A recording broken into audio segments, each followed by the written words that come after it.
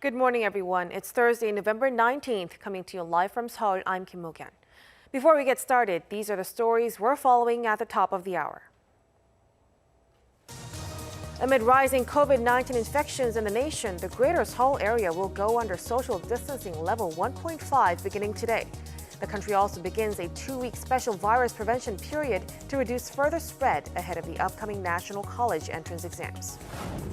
Pfizer and its German partner BioNTech could get their vaccine candidate approved for emergency authorization in the U.S. and Europe next month after its final trial results showed it had a 95% success rate. And South Korea's finance ministry plans to sharply increase the supply of houses for rent over the next 2 years in a bid to rein in soaring rent costs. We start with the COVID-19 situation here in South Korea. Starting today, new social distancing measures are in place in the capital area to contain the spread from small gatherings and so on. Also, 2 weeks ahead of the college entrance exam, the health authorities are taking stricter virus prevention measures until the big test. We have Choi Won-jung on the line for us for more. Now, Won-jung, what can you tell us? Mo-kyan, the newly raised 1.5 social distancing measures took effect in the greater Seoul area from today. Health authorities said this week that they are raising the level one notch in response to the surge in the COVID-19 cases in the capital. The heightened measures will be felt particularly in high-risk facilities such as bars, clubs, and religious facilities. Schools are also limiting their attendance to 2/3 their total student capacity. With under 2 weeks until the 2021 college entrance exam, the health authorities are working to prevent larger cluster infections breaking out. According to the Education Ministry, on Thursday, the government is beginning a special virus control period for 2 weeks. And during this period, the government will urge facilities such as study cafes, cram schools, and PC rooms to strengthen virus control measures for 2 weeks. If a student tests positive from the cram school, the government said that they will release that cram school's information to minimize chance for more infections. Now, Won-jung, the national caseload of COVID-19 is closing in on 30,000, and new daily cases have also crept back up into the 300 range for the second day in a row. Tell us more. Mo-kyan, you're right. South Korea's daily cases kept steadily ticking up. And on Thursday, the nation reported 343 new cases of COVID-19, a slight rise from yesterday's numbers. Today's the 293 cases were local transmissions and 50 from overseas. On Thursday, 107 new cases of local transmissions were from Seoul alone, and 59 cases were reported in Gyeonggi-do province and 11 in Incheon. 2 additional deaths were reported, raising the death toll to 498 deaths. And that's all I have for you now. I'll have more updates later in newscast. Thank you for that, Won-jung. Do keep us posted.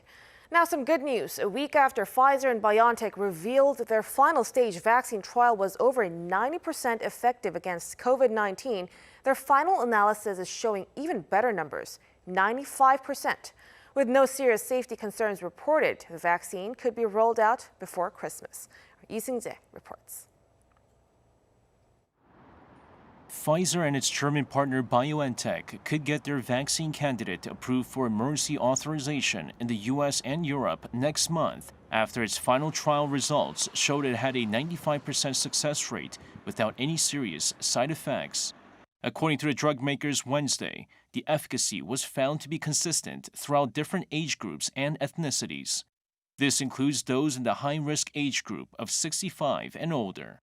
Among the over 43,000 people in the final stage of the trial, 170 contracted COVID-19, with 162 of them given only a placebo shot. Out of the 10 people who reported severe COVID-19 symptoms, only 1 had received the vaccine. The final analysis also showed it had a 94% efficacy rate among those over 65 years.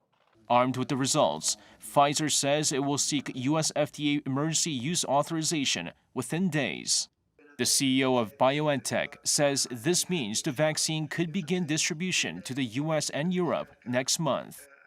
If everything goes well, we could start to supply the vaccines to Europe and the United States in the second half of December.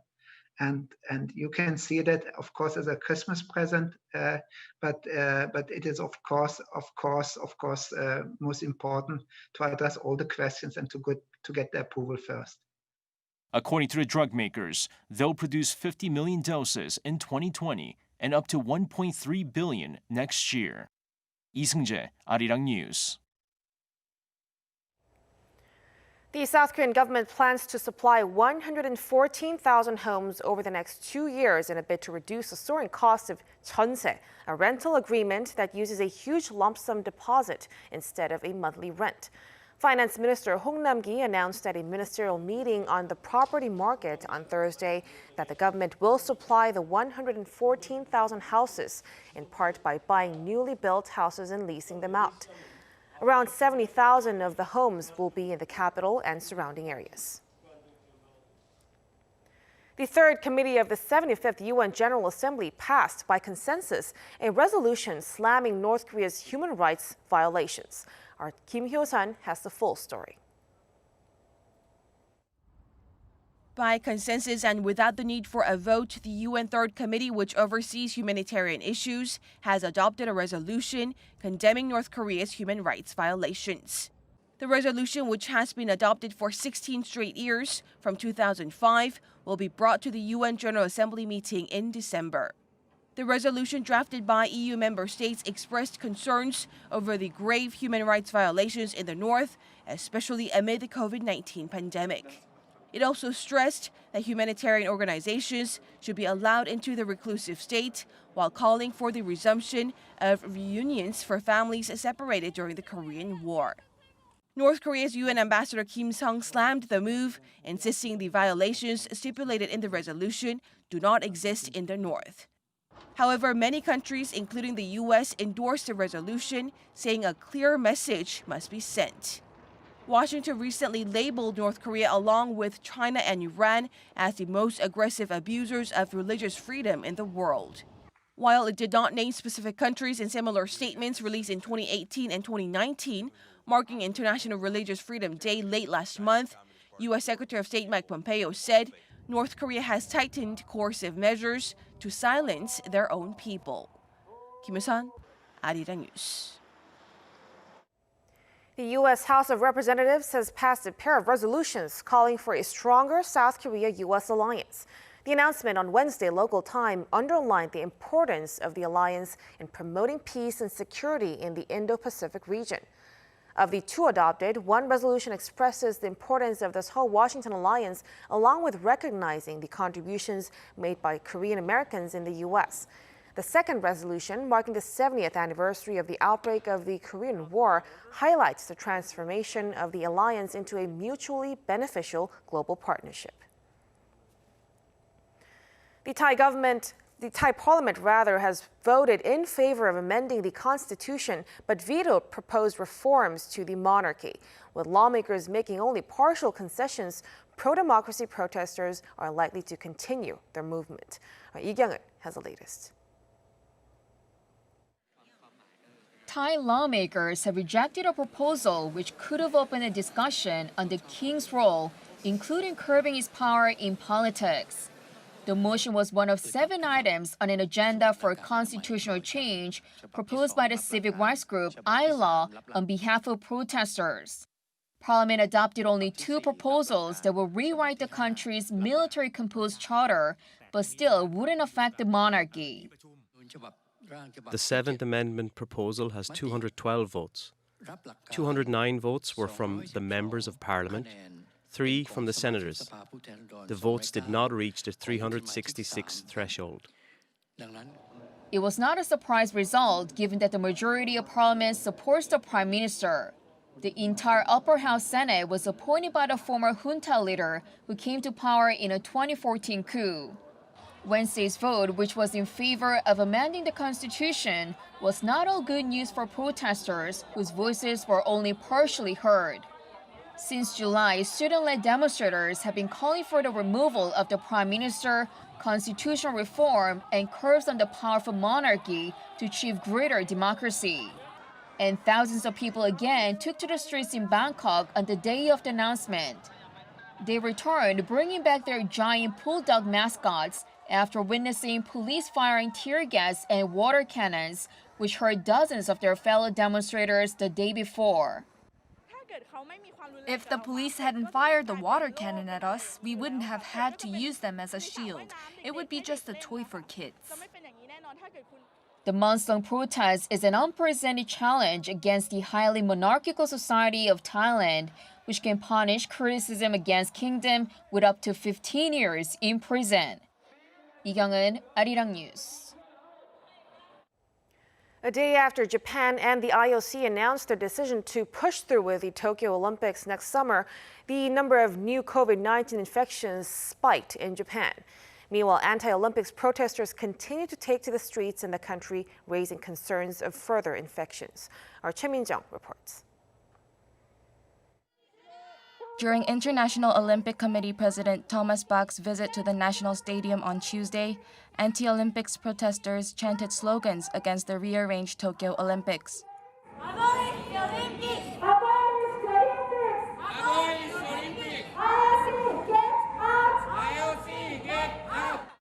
The protest comes amid Japan's recent COVID-19 spike, topping over 2,000 daily cases for the first time since the pandemic began.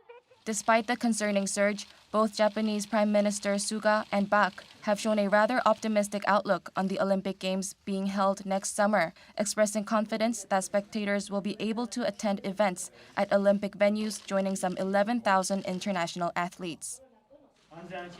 We will work closely with the IOC president and make our best efforts to carry out a safe Olympics.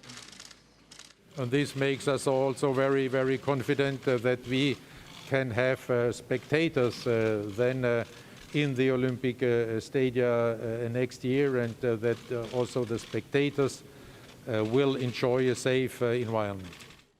In light of the pandemic, Bach said athletes will not be required to get vaccinated, yet will be encouraged for the sake of others.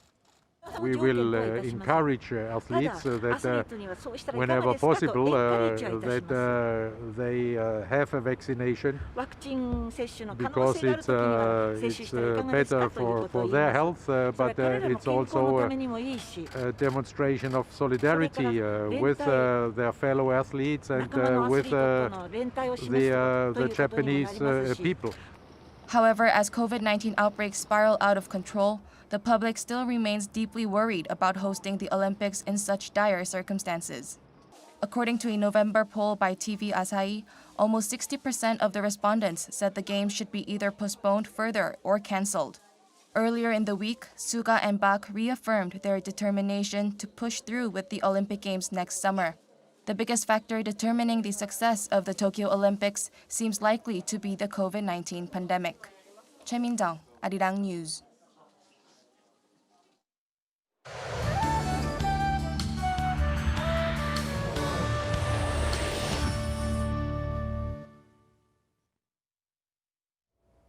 Good morning.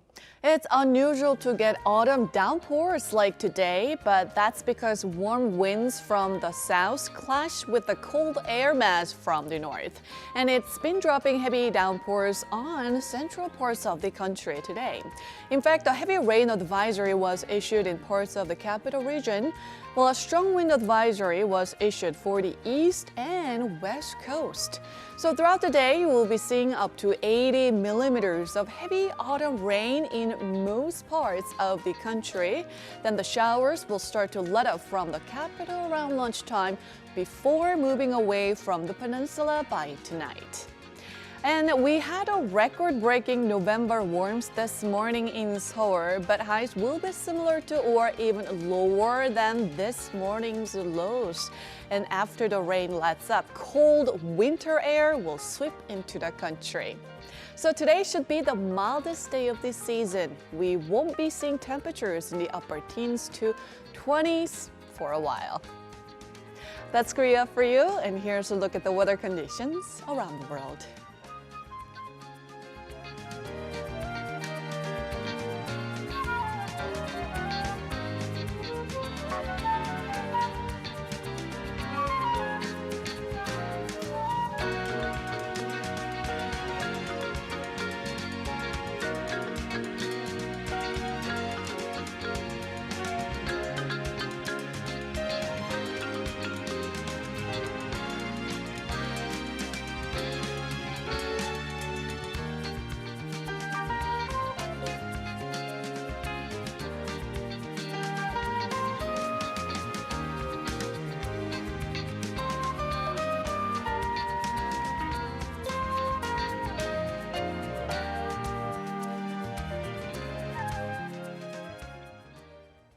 And that's a wrap for us at the hour on Arirang News. We'll be back with more of the day's headlines at noon Korea time, so stay tuned. Thank you for watching and goodbye.